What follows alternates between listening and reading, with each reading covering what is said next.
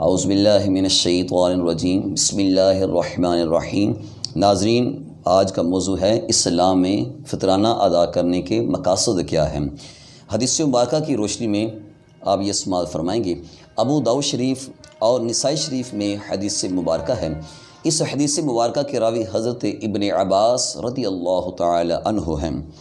رسول اللہ صلی اللہ علیہ وآلہ وسلم نے صدقہ فطر یعنی فطرانہ روزوں کو لغو اور بیہودہ باتوں سے پاکیزہ بنانے کے لیے بنایا ہے کہ ہم جب روزہ رکھتے ہیں اس کے اندر کوئی بیہودہ کلام ہو جاتا ہے، کوئی لغو بات ہو جاتی ہے، کوئی فضول باتیں ہو جاتی ہیں، اسی طرح غیبت چغلی بھی ہو جاتی ہے، تو یہ روزے کے مانع چیزیں ہیں۔ روزے کی حالت میں یہ سب کچھ نہیں ہونا چاہیے۔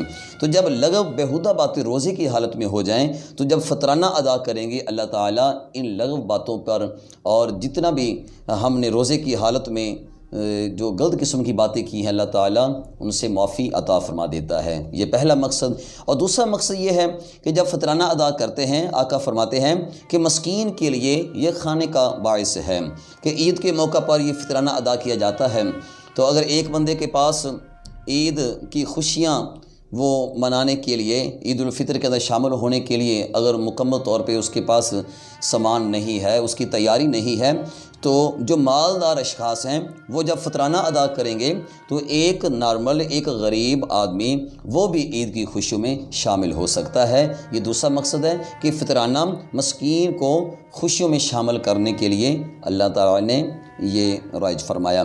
تو یہ ناظرین بہت بڑے یہ دو مقصد ہیں جو فطرانہ سے ہمیں حاصل ہوتے ہیں۔ اللہ تعالیٰ ہمیں فطرانہ وقت پہ ادا کرنے کی سعادت نصیب فرمائے، آمین بجاہ النبی۔